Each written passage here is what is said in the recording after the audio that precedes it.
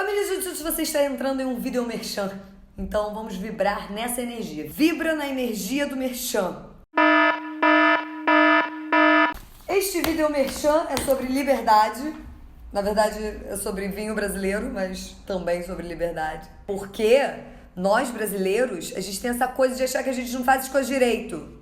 Tá errado isso. A gente fica achando que no estrangeiro as pessoas fazem as coisas melhor. Mas a gente faz as coisas muito de um jeito maravilhoso. A gente precisa notar isso. No Brasil, por exemplo, a gente coloca cream cheese no sushi. Olha que coisa boa que a gente faz. Tem gente que não gosta, na verdade, né, de cream cheese e sushi. Mas cachorro quente. Você já viu um cachorro quente brasileiro? Cachorro quente brasileiro inclui desde ovo de codorna até purê de batata. Então, assim... E aí, por que com vinho seria diferente? Porque a gente não saberia fazer vinhos e espumantes incríveis, reconhecidos mundo afora, hein? Não só a gente saberia, como a gente fez! Uhul! Entendeu? Porque no Brasil a gente não faz as coisas cheias de gueri-gueri, a gente faz com borogodó. Então, recapitulando, o que nós somos? Brasileiros! E como a gente toma o nosso vinho? Do jeito que a gente quiser. Tlim! Sabe? Um brilhinho no dente. Não vou saber fazer isso na edição, mas imagina. Tlim. Aí, Vinhos do Brasil me chamou pra te dar um aval oficial de que você pode tomar o seu vinho brasileiro do jeito que você quiser. Então, não sou obrigada a ficar tomando cheio de regrinha. E aí, o que a gente vai fazer é, a gente vai cagar em cima dessas regras que eu vou ler agora. Para garantir um maior prazer em todo o maravilhoso ritual que compõe a apreciação de um bom vinho brasileiro, entendeu? É importante que...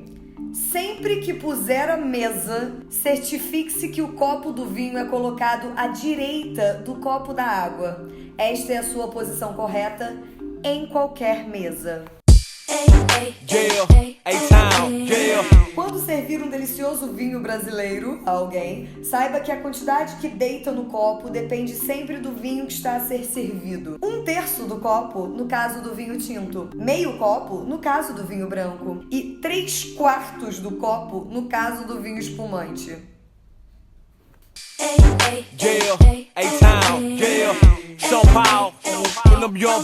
Ao terminar de servir um copo de vinho, deve rodar ligeiramente a garrafa enquanto a afasta desse copo. Não só fica bem, como vai evitar que o vinho pingue na mesa. Antes de provar, é importante girar a taça para oxigenar o vinho. Ao experimentar vinhos diferentes, limpe as papilas gustativas bebendo um pouco de água.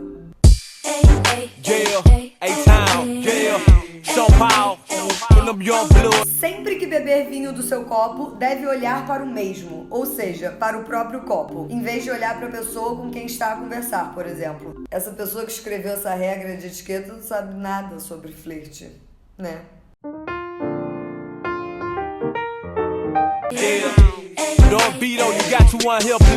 Pegue sempre a taça de vinho pelo pé. Para além de evitar sujar o copo com marcas de dedos, mantenha o vinho fresco e permite observar a cor e a claridade do vinho.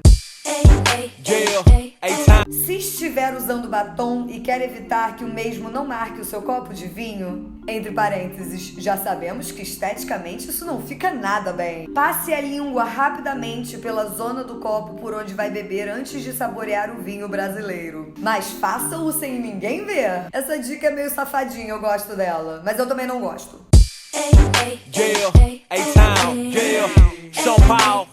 Escolhendo a taça agora. A regra de ouro aqui é usar taças com bojo mais largo para os tintos e as com bojo mais estreito para os brancos, que por serem servidos gelados devem ter menos contato com o ambiente para manter a temperatura. Os espumantes devem ser servidos naquelas taças mais estreitas e compridas, para evitar que as bolinhas escapem.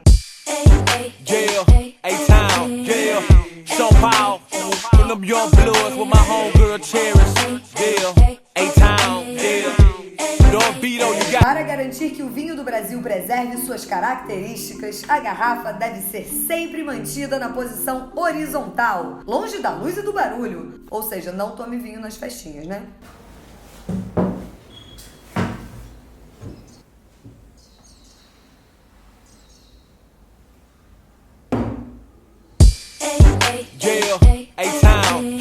Lembre-se que harmonizar é tudo. Cada tipo de vinho combina com uma comida específica.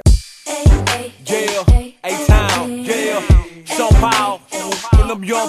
Então, família Jutsuts, não tenha medo do vinho se você tem mais de 18 anos. Se você tem menos de 18 anos, sai desse vídeo imediatamente. Sai antes dele começar, na verdade. Esqueci de falar isso no início. Mas se você tem mais de 18 anos e já pode beber e quer beber e não tá sendo influenciado por amiguinhos que estão te obrigando a beber, mas você quer beber e você vai beber conscientemente, não sair enlouquecido dirigindo depois que bebeu e batendo nas pessoas e matando elas, toma um vinho brasileiro. Vinho não tem que ser essa coisa super sofisticada que você precisa merecer tomar, fazer mestrado, doutorado, pós-doc pra poder tocar seus lábios nele. Esquece esse esquema de notas de amêndoas e morango e frutas silvestres e chocolate e...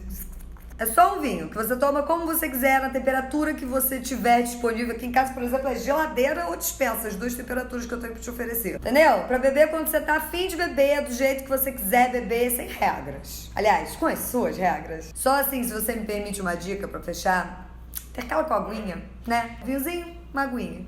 Vinhozinho, uma aguinha. Espumantezinho, uma aguinha. Porque no dia seguinte vai ser tão melhor. Vai por mim.